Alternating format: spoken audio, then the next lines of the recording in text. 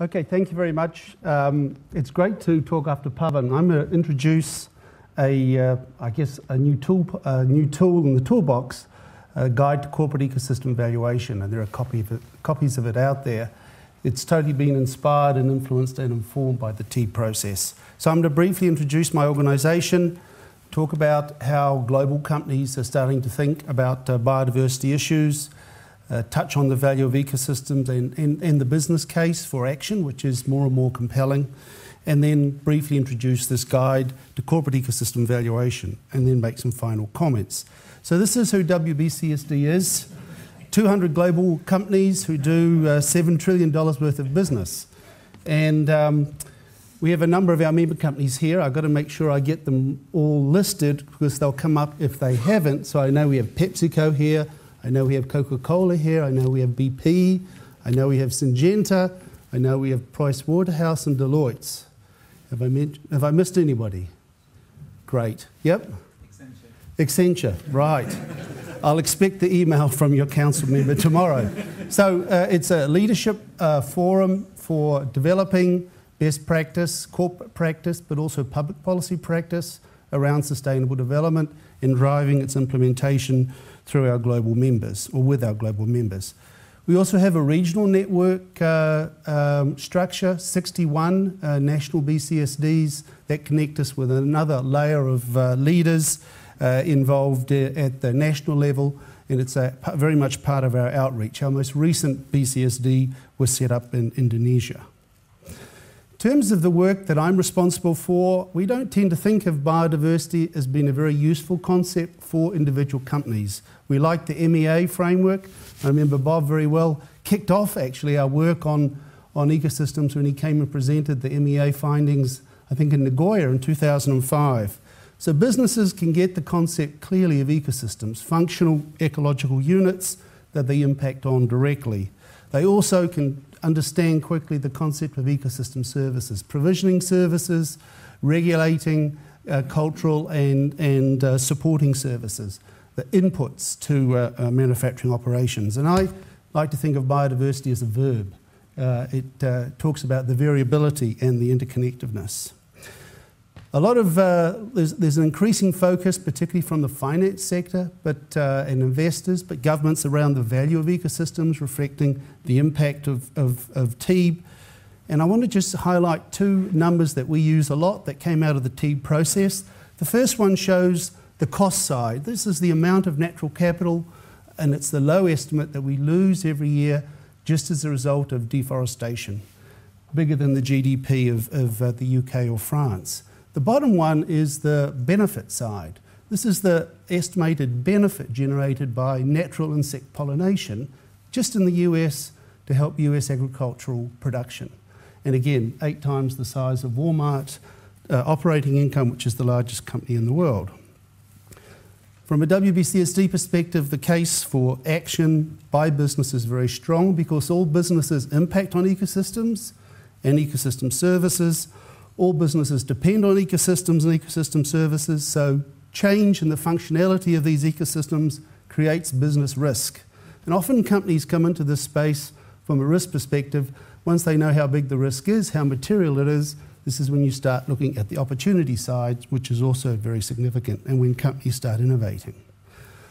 There are lots of reasons why global companies, particularly our members who have big footprints, need to take this very seriously. There are operational risks, there are regulatory and legal risks, very strong reputational risks. If you have a strong brand that becomes associated with an ecosystem problem, but there's also market and product opportunities, and there's also issues around financing. So how can individual companies, in the absence of good governance, in the absence of effective implementation, in the absence of finance, we've heard about all these problems, what can companies do? Well, first of all, they can look after their own house. They can measure, manage, and as far as possible, mitigate their own impacts and their dependence. They can improve their decision-making, and our guide to corporate ecosystem valuation is a new tool that helps companies, we hope, improve their decision-making to deliver on the business and biodiversity bottom lines. They can innovate. They can be the leaders in terms of new market creation for ecosystem services, like some of the RED Plus opportunities that are out there, but also ensure their goods, services and technology offerings are eco-efficient. They can manage their own supply chain. They can green their supply chain. They can use certification. They can be involved in roundtables to ensure that their inputs are from sustainably managed sources, and they can play a role in improving sustainable management of ecosystems. They can do this best by working with others. They can enter into partnerships to address with on-the-ground issues. And they need to promote for better regulation, what we call smart regulation, that really does leverage market forces, makes business more of a solution provider than just being part of the problem, to work and halt degradation, but also level the playing field for all. So I want to talk a little bit now about the Guide to Corporate Ecosystem Valuation. It's a framework for improving company-level decision-making by valuing their ecosystem footprint. You have to identify your footprint, and then you need to value the ecosystem services associated with it. And it's a set of resources to navigate companies through a whole set of jargon, and we've heard a lot of jargon the last 24 hours, and also to guide them to look at and how to apply the existing techniques around valuation. What it isn't is a price list of biodiversity and ecosystem services. It's not a calculator to crunch numbers. It'll help guide you to calculate numbers, and it's not a standalone methodology. It's very much a tool for integrating ecosystems into company strategy.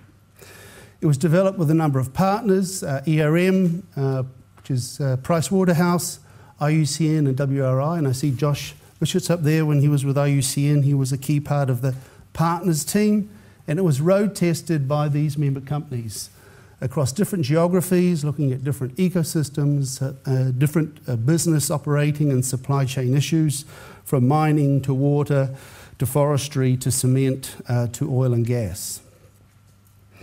The way the guide operates is it has a screening process. The first question is, do you need to conduct a corporate ecosystem valuation at all? And a couple of years ago, we developed a tool, or WRI developed with WBCSD a tool called Corporate Ecosystem Valuation, or CSR, Corporate Ecosystem Services Review.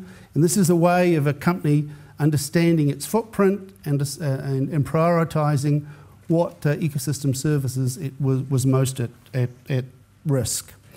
And then you need to make a decision, well, do you need to start quantifying some of these impacts to then improve your business practices?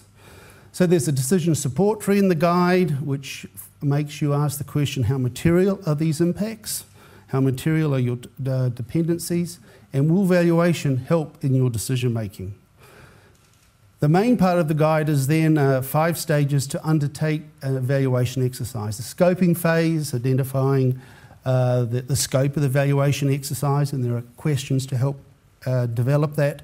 The planning stage, to mobilise resources internally, to get senior management input, to start bringing in the external consultants or external experts that you will need to use as you carry out the valuation exercise itself.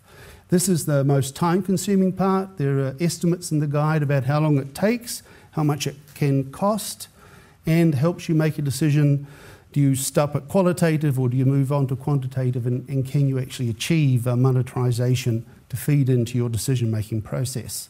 There's also 2 stages on post-valuation, one that provides guidance on how to apply the results of the specific valuation exercise, and then guidance on how to embed and mainstream this throughout your organisation. Because I think that's probably the biggest challenge that corporations face, is how to mainstream this, bring ecosystems and biodiversity into their core operations.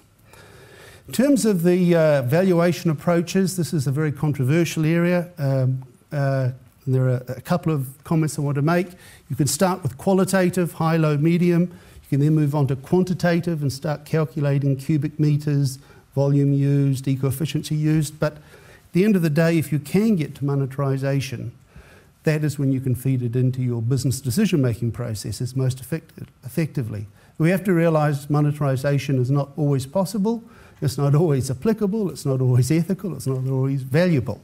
But it helps if you can do it. And it is probably sort of confined to the provisioning and regulating services, ecosystem services. What we found is that through the road testing is that doing this helps companies save costs, it helps them reduce taxes, it helps them identify new revenue streams, it helps them to assess liability and compensation risks and many more. We had, as I said, 15 road testers. These are written up in detail.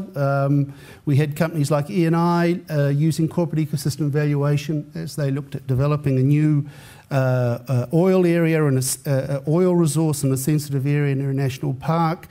We had Wholesome here in the UK informing its rehabilitation plan for extending its aggregates business and examining the net value of ecological services under different alternatives. We had Rio Tinto. Rio Tinto is a real leader in this area with its concept of net positive impact, and it used corporate ecosystem valuation to improve its investment in conservation areas. And a Warehouser, a US example, and a lot of the work they were doing was investigating REDD+ opportunities, forest carbon opportunities linked to other benefits of different forest management practices. So just to conclude, the guide developed with partners, but with business for business. There's a lot of write-up of the case studies. These are very compelling illustrations, and the guide is full of helpful hints. And we run monthly help desk calls. We have about 50 or 60 of our member companies participating in these calls every month. It's a tool that builds the business case for companies to make the investments in this type of exercise. It has a set of principles about how you might implement your CEV process. There's a lot of guidance on selection of valuation techniques, checklists, and again, just to reaffirm, this is a corporate level response to the TEEB report to business. On our website, there's lots of other resources. Most of our material is public source. There's additional concept notes, there's road tester summaries, there's all sorts of web resources, particularly focused on the selection of CEV techniques. And one of the professors last night talked about how complicated and how variable they are. WBCSD has worked in this space for a long time. We have a lot of other materials. We have games to help companies understand ecosystem valuation, training materials, procurement guides, tools focused on fresh water and water quality. But the final point I want to make is that responding to member requests, we're putting all of these materials into a web-based learning program to support our companies to integrate ecosystem issues into their core business operations. And this training material, which is under development at the moment, should be ready by January. So in summary, business depends and impacts on biodiversity and ecosystem services. We hope this guide, we know this guide can help business manage these risks and look at the business opportunities. Companies need to move on this because we have to anticipate changing stakeholder expectations and regulatory frameworks around ecosystems. And the stakeholders who are pushing business the most right now are customers in the finance sectors and also their own governance boards as this becomes a more compelling issue. We think valuing a company's footprint, its direct and indirect impact, and its dependency through supply chains will help them make better business decisions.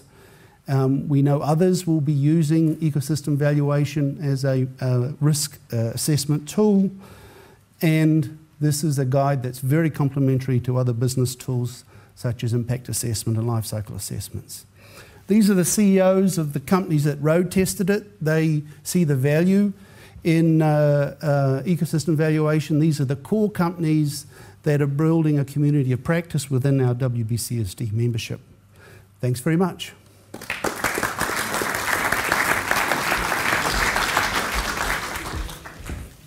Thanks, Jay.